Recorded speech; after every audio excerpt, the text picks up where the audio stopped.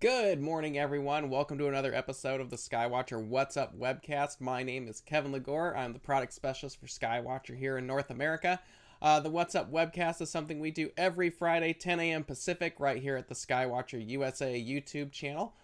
We cover everything from what's up in the nighttime sky to equipment to helpful tips and tricks on imaging and observing. And of course, at the end of the month, on the last Friday, we have a special guest on to talk about their specialty in the field of astronomy.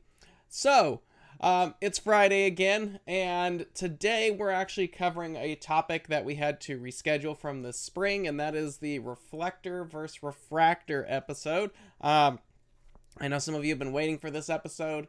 I will let you know there's not as many slides today. It'll probably be more me elaborating on the topic, but thanks for being here on Friday. If you like what you see here on the What's Up Webcast, please go ahead and subscribe to the YouTube channel. Maybe leave a like on one of the videos. It lets us know we're doing a good job. And then we should keep going with this whole webcast project. If you do have an idea for an episode, please email us info@skywatcherusa.com. If you do email us, please note we do organize these by quarter for the year. So some ideas will be used, but they'll be used further down the line at a later date. So just because you don't see it immediately doesn't mean we're not going to do it. So just an FYI. So refractor versus reflector. This comes up quite a bit. Obviously, they're two very popular designs, and inside of each of those designs are variations of that design. So there's a lot that really kind of comes down to it when we're looking at these. And of course it gets very opinionated, especially online on some of the forum websites. A lot of, everyone's going to battle out with their equipment, but quite honestly, both telescopes and the designs, they all give a great view of the nighttime sky, but what's the benefits and why should you go with one or the other? There are lots of options out there. Of course, they come in various sizes, variation in designs, different offerings and specifications that might be ideal for what you're looking to do. But a lot of people want to know what design is best, what's going to be better for you. And quite honestly, that's something you can only really answer for yourself. But hopefully in today's episode, going over some of the specifications of each type, it might help you logically figure out what's going to be suited for your particular needs, and what design works for you.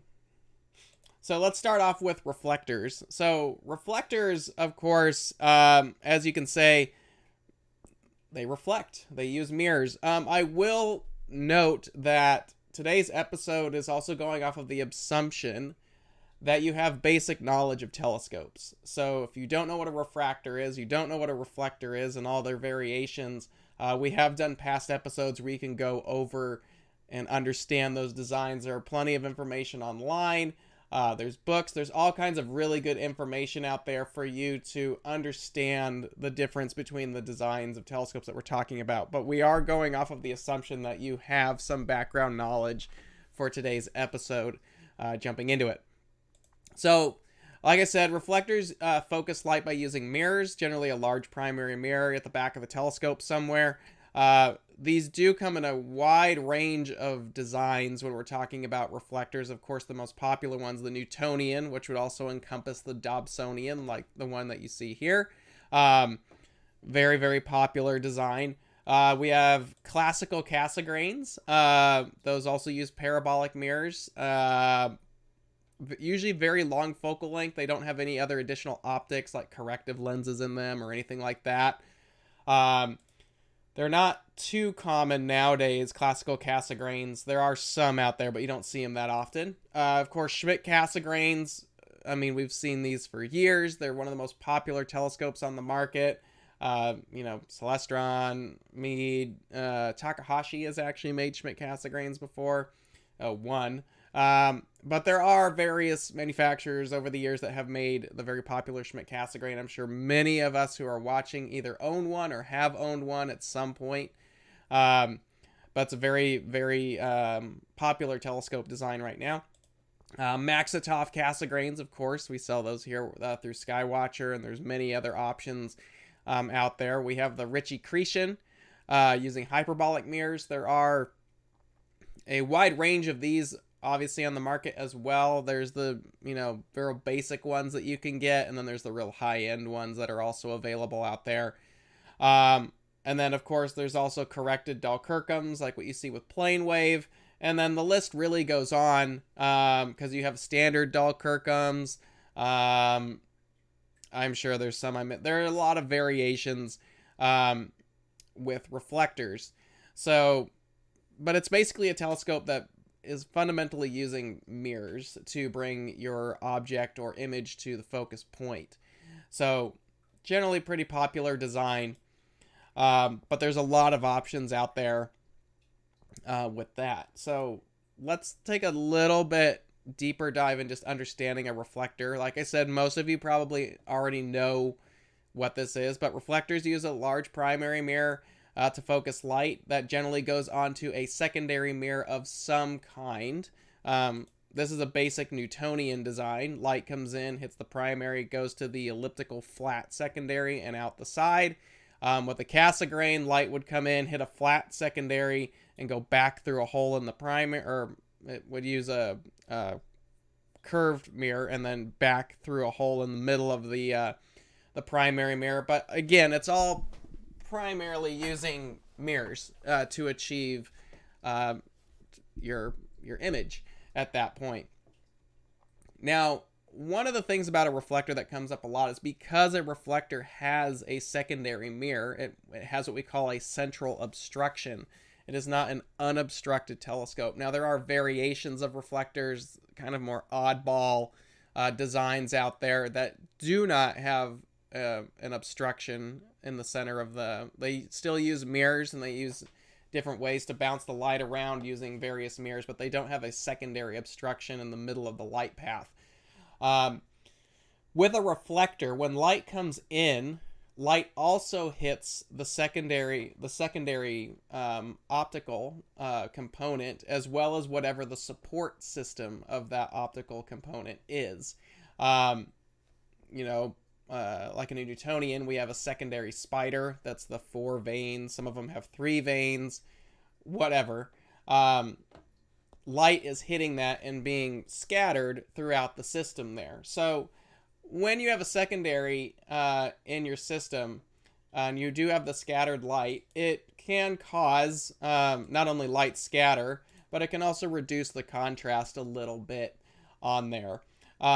These are just some things that come at a compromise to the system, and that's basically what a telescope is. It's a compromise. You're trying to find a design that lets you achieve certain things, but obviously that does come at some kind of price somewhere else. So that's how that works. So that's probably one of the bigger things of a reflecting telescope, no matter the design, is it's going to have some kind of secondary obstruction. If you've seen a Dobsonian, it has the secondary in the middle. Most Cassegrains obviously have the secondary in the middle, but as light comes in, it's going to hit and kind of reduce your contrast a bit.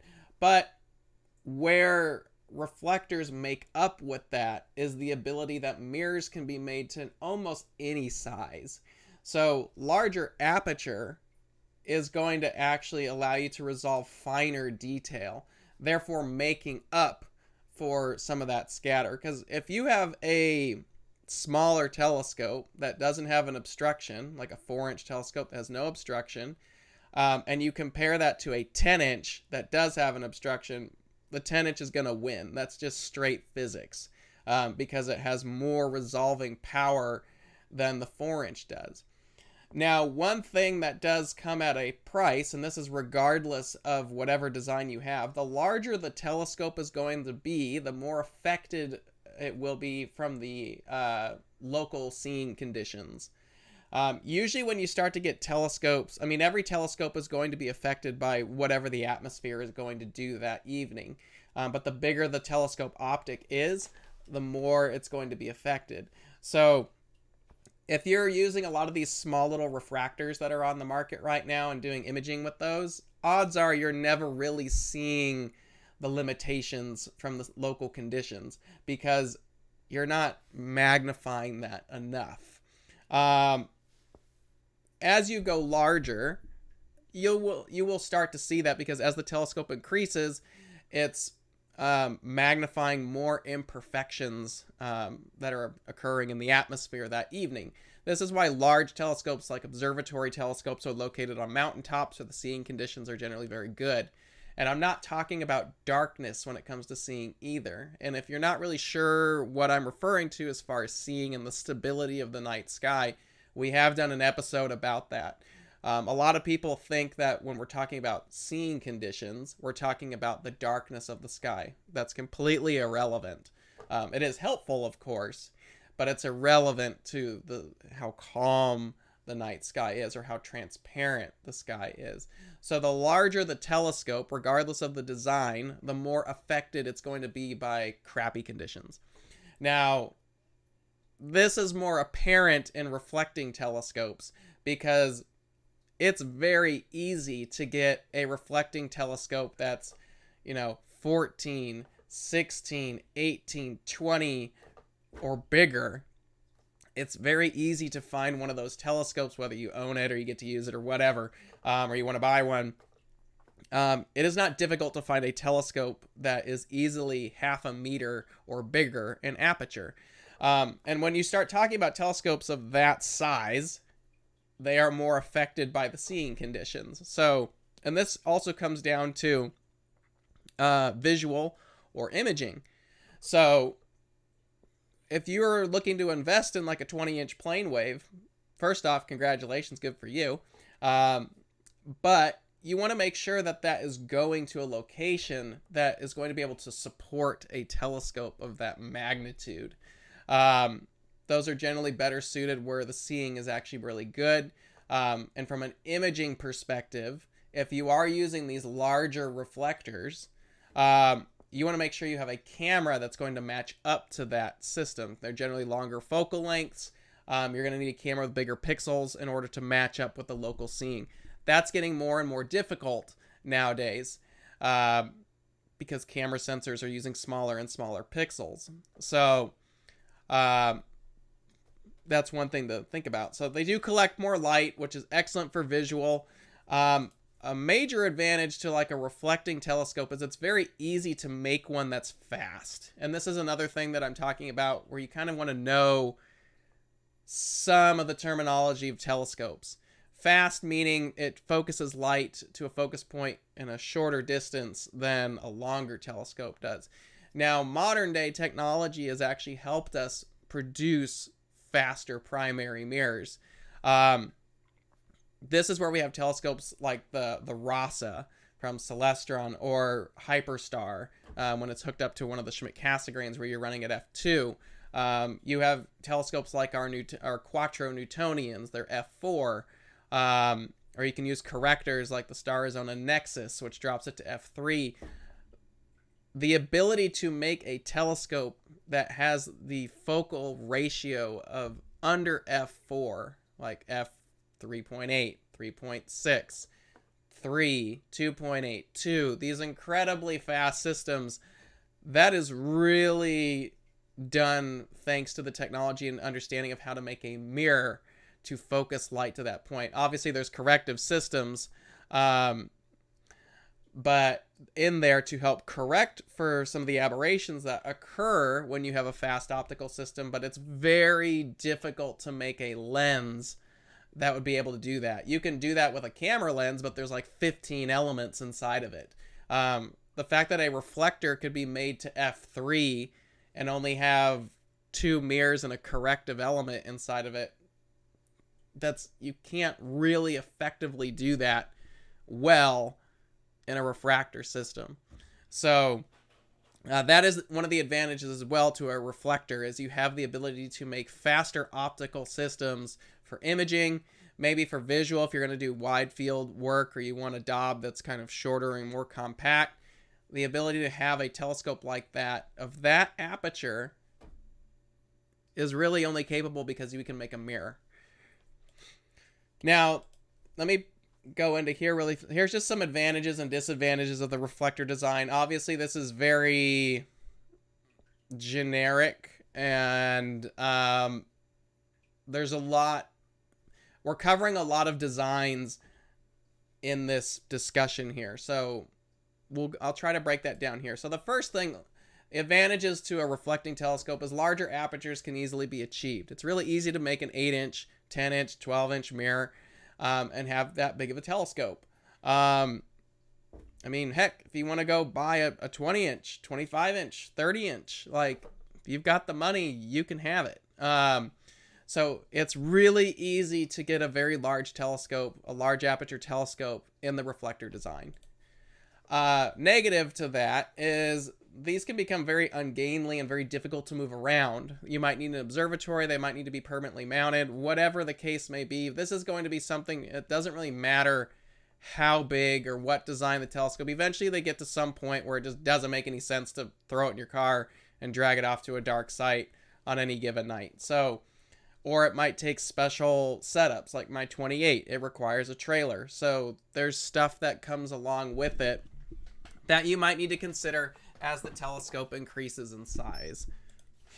Another advantage is faster optics can be achieved. F4, F3, F2. All of that can be achieved because of the ability to make a mirror, a real steep curved mirror to focus the light to a shorter position while still giving you that aperture and resolution.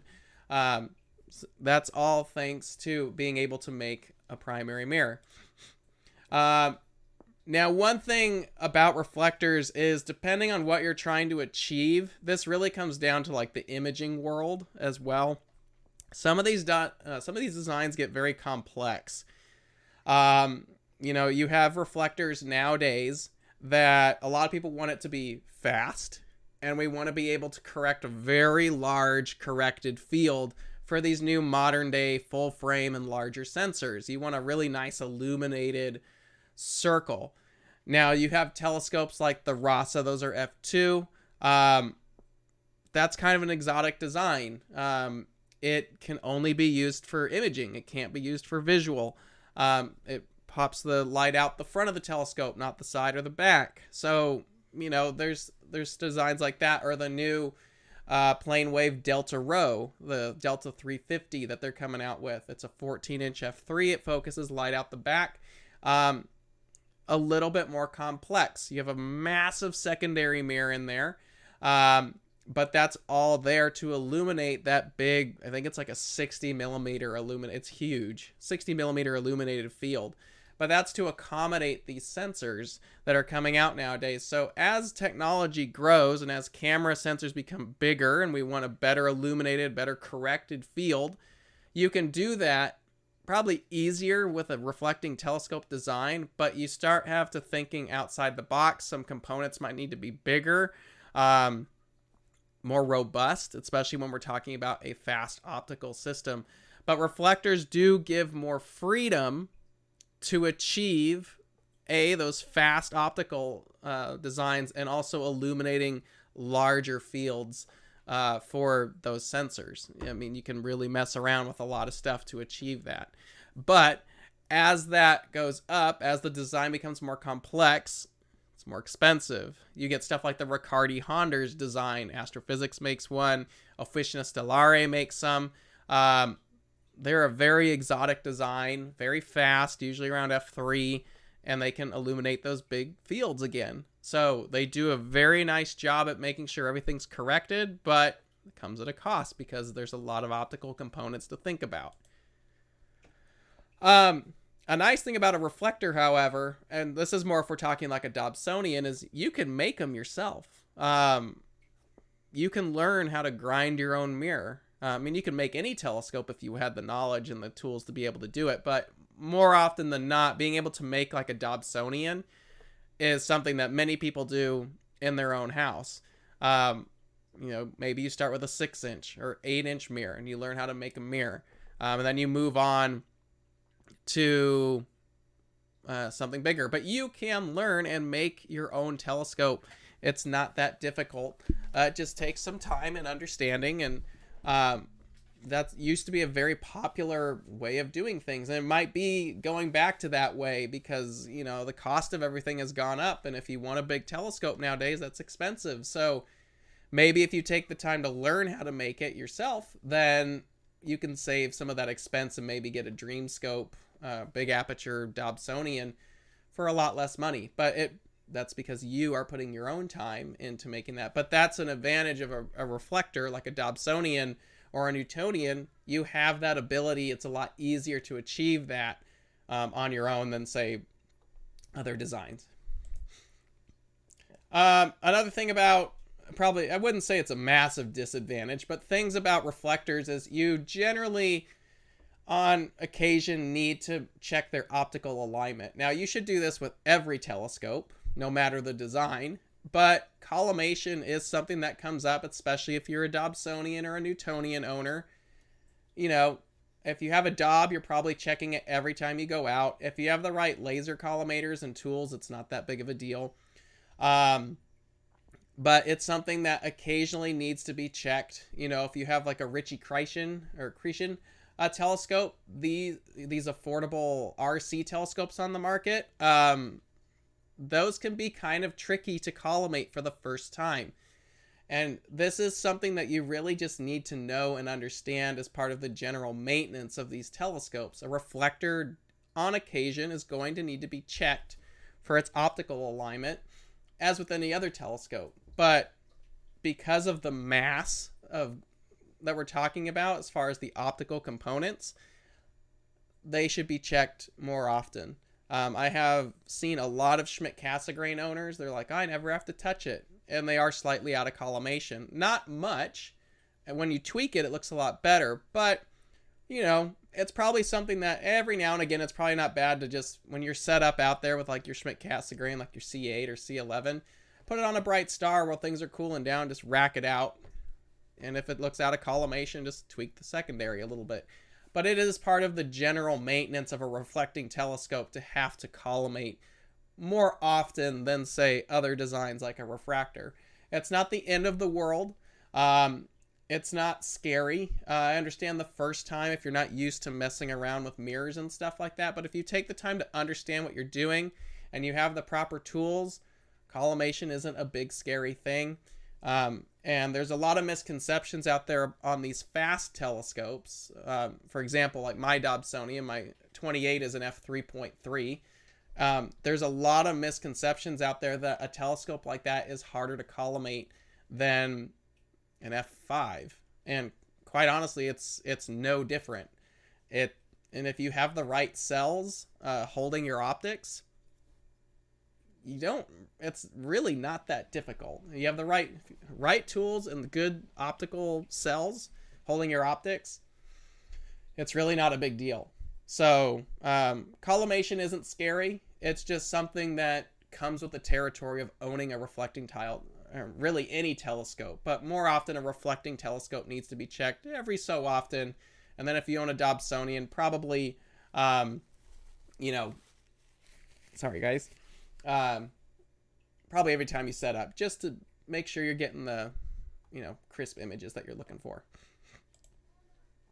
Another negative, some designs may require corrective optics. Now, back to like a Newtonian, especially if we're talking like under f5, we're starting to get coma. Coma is going to be that comet-looking stars at the edge of the field of view. That can be addressed with a coma corrector, a paracore, or whatever the system you're using. You can address that with like a coma corrector. Some other things out there might require some kind of special corrector, depending on what the system is. But more often than not, when we're talking about reflectors, coma is the more noticeable one. Obviously, you have some more advanced designs that correct for that, or maybe they have the corrector built in, like a Dahl-Kirkham, like a plane wave CDK. It's a corrected Dahl-Kirkham. They build the corrector inside the telescope, but it still has a corrector correcting for various aberrations that are common with a mirror.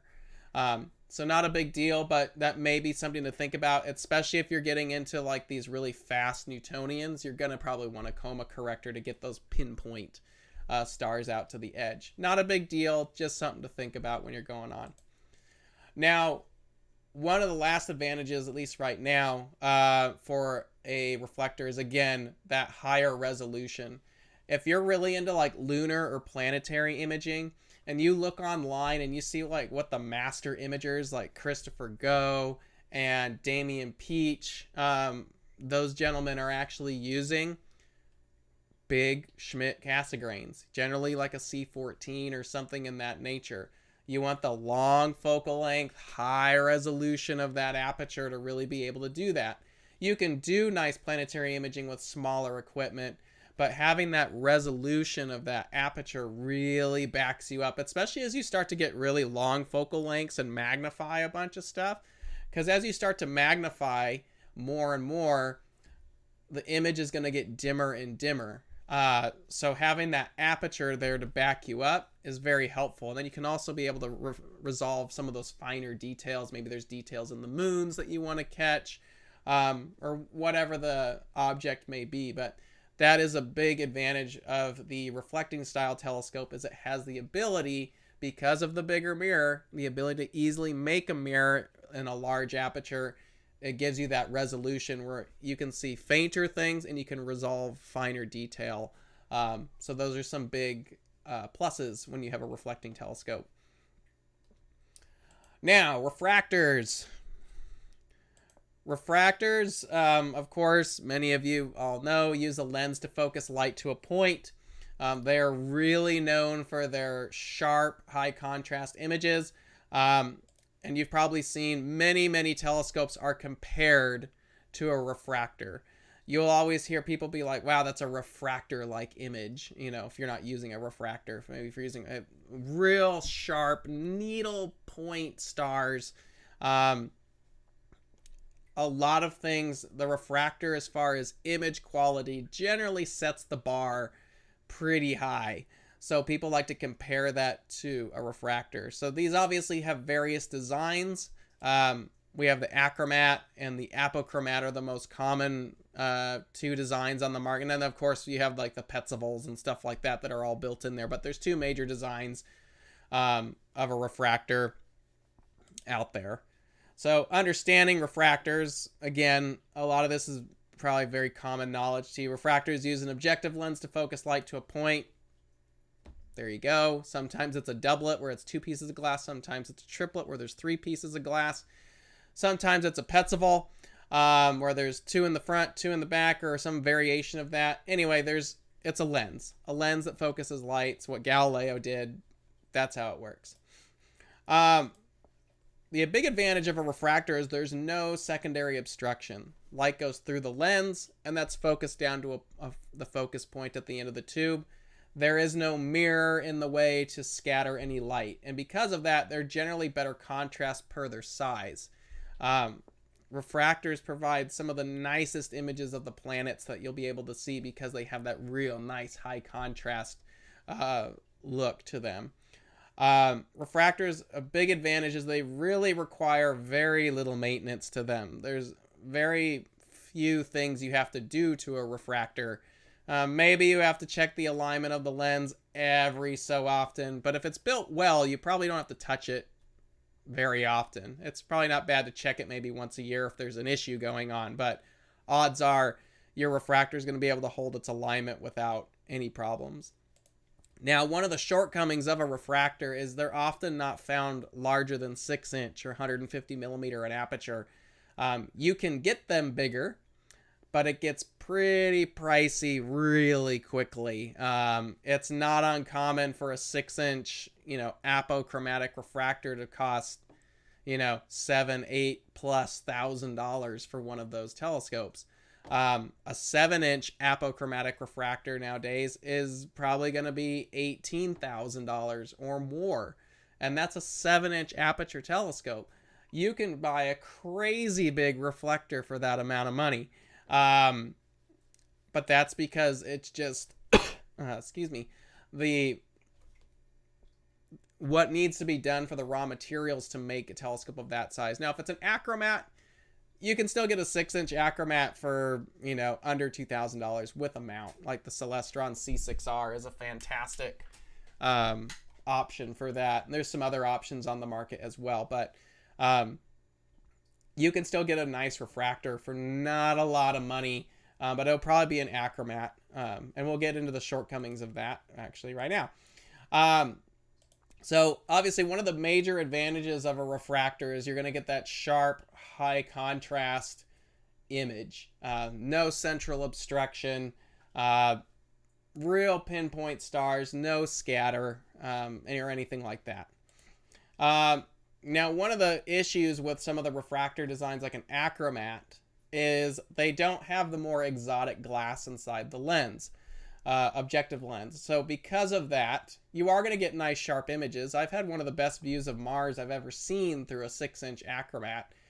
Very sharp, but because it doesn't have those corrective ED glass elements in there, you're going to get color fringing or chromatic aberration, that purple fringing around stars. There are filters out there that you can use. It's not the same as having like an apochromat or a reflector that just doesn't have color problems. But some of the more affordable refractors on the market, they are achromats. That's why they're more affordable. They don't use any exotic glass in them. You can get a pretty good size refractor like a 6-inch, or if you go over to like iStar, I mean, you can get an 8 or 9-inch refractive lens from them for a couple grand and have a 8 or 9-inch refractor for probably under $10,000, which that's a massive telescope. But again, they're limited on their aperture. It's very difficult to make a refractor much bigger than 8 inches. They're out there, but it's a lot harder to do with that, especially in comparison to making like a 10-inch mirror, because you have to remember that a refractor, when we're talking about the elements inside the objective, each element is polished on both sides. There are 2 optical surfaces on each lens, so it's a little bit more complicated to polish and figure a lens. A simple doublet refractor, that's 4 optical surfaces that you have to polish. Where a mirror, most of the time, it's just 1 surface. So it's a lot easier and less time to make a mirror than it would be, say, a lens of equal aperture. But like I said, more of the cheaper refractors out there are going to suffer from that color fringing. There are ways to get around it, but yeah. Big advantage of refractors is there's very little maintenance generally needed. I'll pop this up real quick. Some designs might be a little touchy and difficult to service. Sometimes Petzval refractors, the ones that have the rear elements, the more elements you put inside of the telescope, the more critical they can be to the alignment. And if the alignment does go out, there are times where that's a lot more difficult to actually address by the owner. Might have to go back to the manufacturer. You might need a laser bench. It's not simple. It's not as simple as like a reflector where you can just put a laser collimator in there or use a Cheshire and dial in your Newtonian or reflecting telescope. Refractors are a little harder. They generally need to be put on a star. And if they're more exotic, you probably need a bench and a jig to really know what you're doing as far as adjusting the optics that you need. So, but more often than not, your refractor rarely has to be touched. I know my Esprit 150, I've owned it for 6 years, maybe more than that. Never had to touch the collimation on it.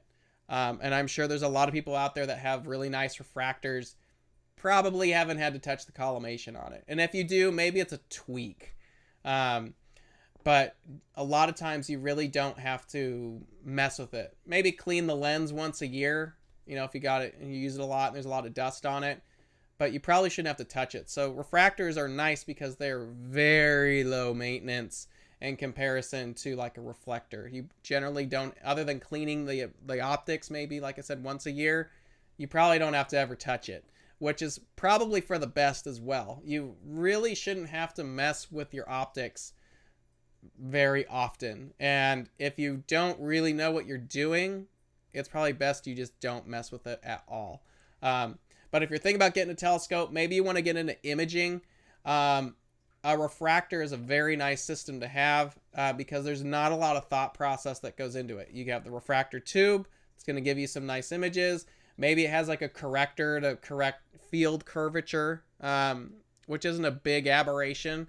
It's mainly field curvature also can occur on reflecting telescopes. It's because the light is coming in at different angles and it's landing on a flat sensor. So you have like various beams coming in. The flattener is basically going to correct that and let everything come down nice and parallel and give you those pinpoint stars out to the edge of the flat sensor. But maybe on a refractor, that's all you probably might need at that point. And that probably just threads on. There's no fancy adjustments that you might need on there. Some of them might, but for the most part, you get your refractor, you get a corrector, you pop that on, put your camera on, and you're done.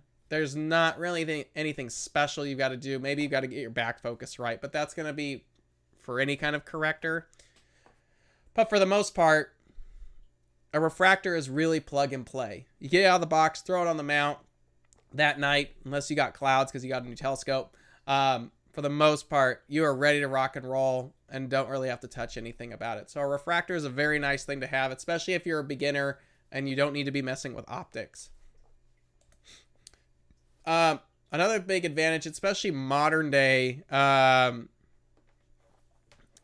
refractors, a lot of them are really small. So they're easy to handle, but they can actually handle a wide range of accessories. This is why I'm a big fan of my Esprit 150 or like a 120. If someone asked me what's the one telescope I could own, it'd probably be a 6-inch apo refractor. Reason being is at that aperture, it's big enough to do deep sky observing. 6 inches is pretty decent. It does nice with really wide field eyepieces.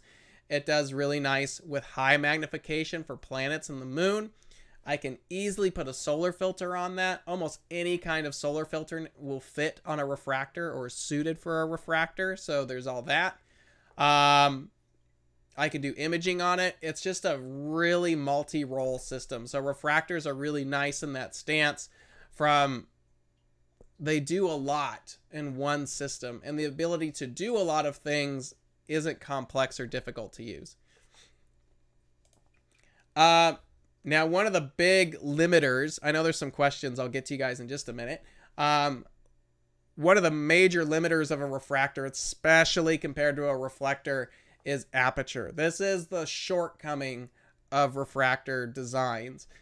It's very rare to find anything bigger than 10-inch is in the refractor world. And even at 10-inch, anything above 8-inch is a seriously big telescope. They're generally very long. They require very large mounts because you have the moment arm, a lot of torque to move that tube. But odds are a refractor is really going to be limited to 6-inch and smaller for most people. Maybe you have the ability or have the luck of owning a 7 or larger, but it's very, very uncommon to find anything bigger than 10-inch. On a reflector, a 10-inch, you're just kind of getting started at that point. But that is one of the major disadvantages to, say, a refractor is you can't get them in really large apertures. I guess you could if you've got deep pockets, but it's an oddball. And that's where it's expensive for their size. But that's going to be with any telescope. Obviously, as anything gets bigger and more complex, it's going to be more expensive. Now, one of the big pluses of a lot of the modern day refractors is they're getting smaller. Thanks to camera pixels getting tiny, you don't need these big telescopes anymore to get like that 1 to 2 arc second per pixel when you're imaging. So you can pop that onto these really tiny little refractors and get these really immense high resolution images by matching the camera sensors up to these short focal length refractors. And then you have a really convenient little travel system to where you can go out and use your telescope more. Some questions in here. Let's see. Do refractors track same or better than reflectors? that really has to do with the mount that you're using. One of the issues with like a reflector, we'll talk about like our Quattro Newtonians. You can get like our 10-inch f4 Quattro for a little over $1,000, and it's a 10-inch f4. It's big, it's fast.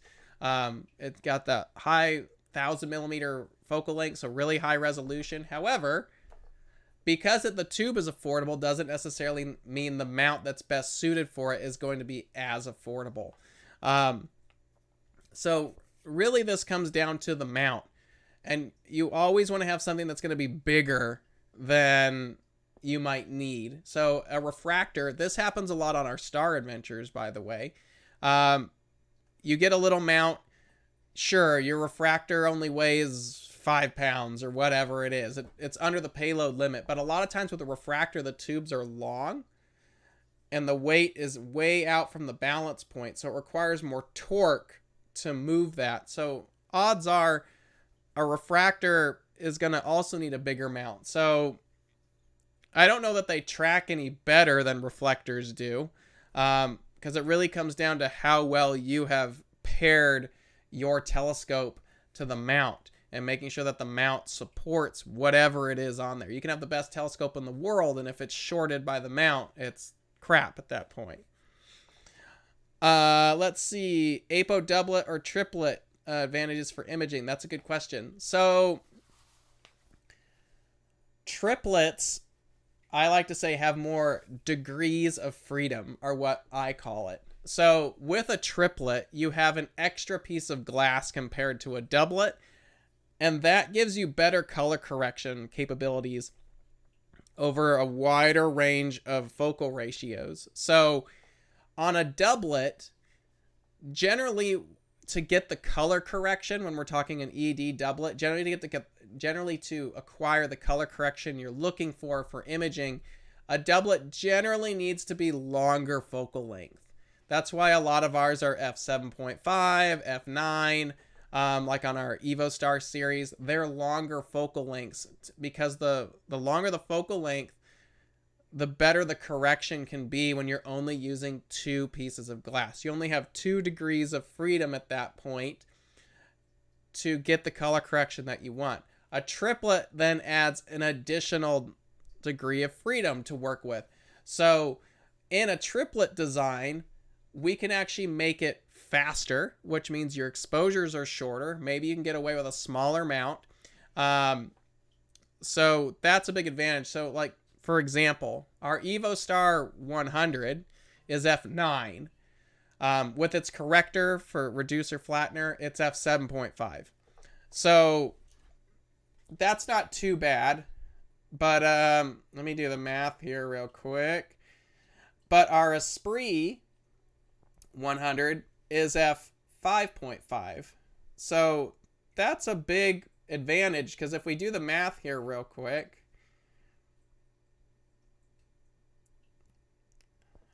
so we have a 100mm that's f7.5. It's a doublet. You get really nice correction, especially when the corrector's installed.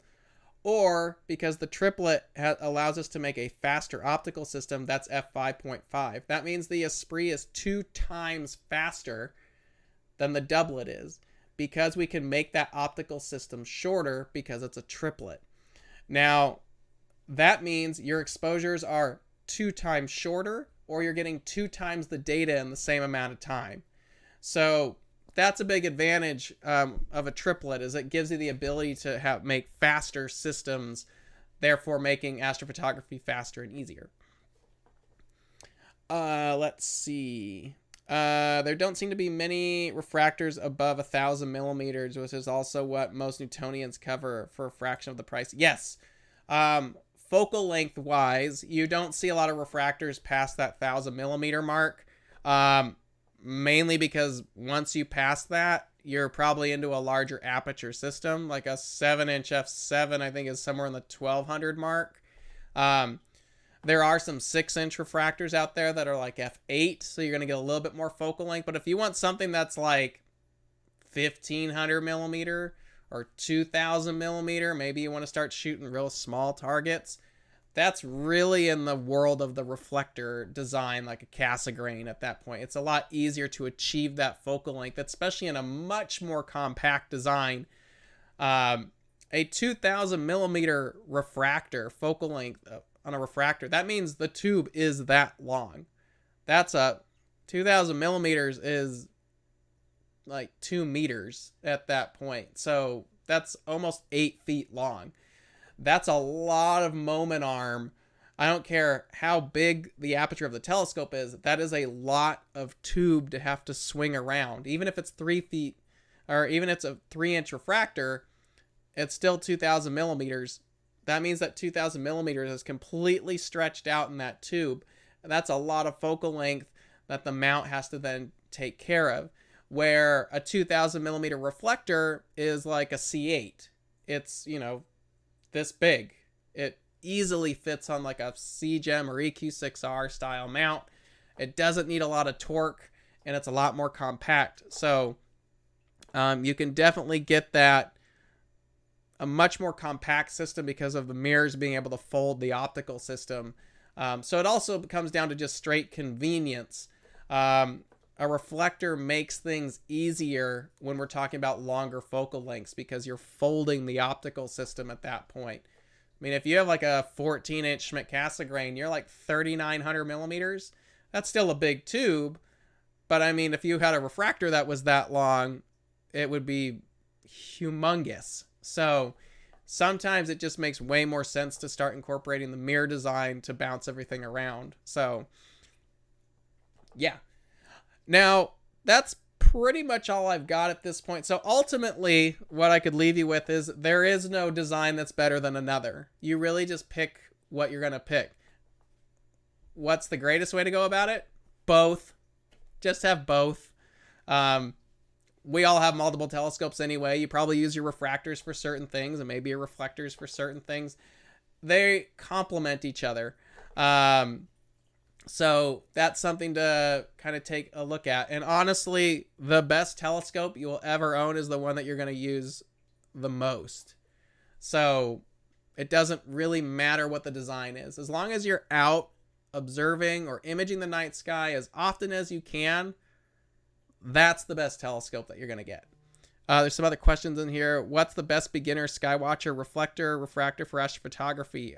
Probably our new Quattro 150. They are shipping. We had a small shipment come in. That's a 6-inch. It's natively a 6-inch f4 Newtonian. It only weighs like 12 or 13 pounds. It would easily fit on something like a AVX or an HEQ5, something small. But the nice thing about the new little Quattro Newtonian is, like I said, it only weighs 13 pounds.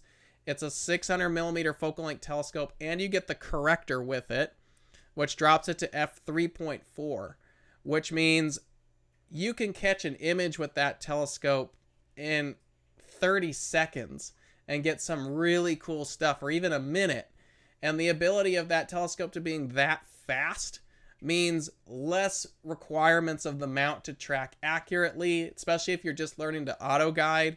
So having something like our little Quattro 150 would be a great intro for astrophotography telescope, because it comes with everything you need. The corrector's in the box, the telescope's all there, it's got a nice focuser. You just pop your camera on it and pop it on your favorite mount. And B, it's really fast. So let's say if you got like a refractor. Most refractors nowadays are probably f7. Let's just say you got a basic refractor versus the Newtonian. The Newtonian, Quattro Newtonian, when it's running at f3.4 compared to like an f7.5 here we go.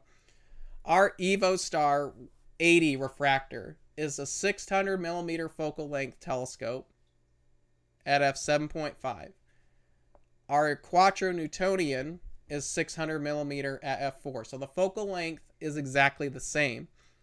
If you pop the reducer in on the 80, it's probably pretty roughly comparable to what the corrector on the Quattro is going to give you. Except at that point, let me just make sure this is accurate. So our 80 ED at with the corrector is f6.3. Our Quattro 150 is f3.45 out of the box. That means your images are over 3 times faster with the Quattro. Same focal length, same image scale, but it's 3 times faster. So what you can do in 1 minute in the Quattro with its corrector is equivalent to a 3-minute image on the 80 millimeter. Those are our two most popular intro telescopes, the 80 ED and probably this new little Quattro. I would go with the Quattro because you have that speed. That would be my way to go. Let's see. Could you explain the refractor graphs a bit? I'm not sure what you're asking as far as the graph. Sorry. I'm not sure what that one would be. So sorry guys, I don't know what you're asking on that one. So yeah, that's pretty much all I've got for today's episode. One major advantage, I saw someone in the chat, is if you don't like the diffraction spikes on a Newtonian or the star spikes that come off, then a refractor or a Schmidt-Cassegrain, I guess, is going to be the way to go for that. That's kind of a personal feel for that.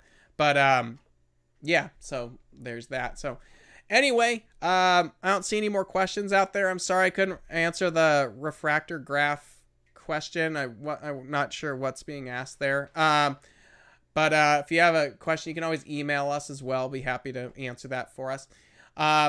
Next week, I will be at the Grand Canyon Star Party. I will not be here, so we will have a recorded episode. We're sitting down with Will Godward.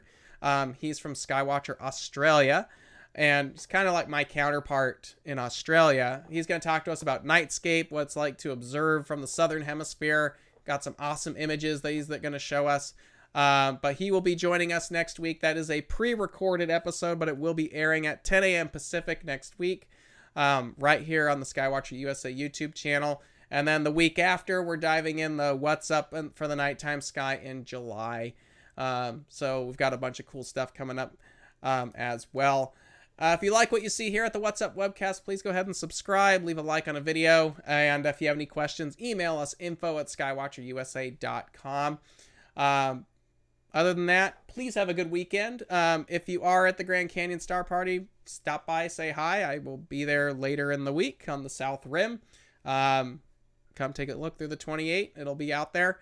But thanks again. Hope you guys have a great weekend, and we will catch you. I will see you guys in 2 weeks. Have a good one. See ya. Bye.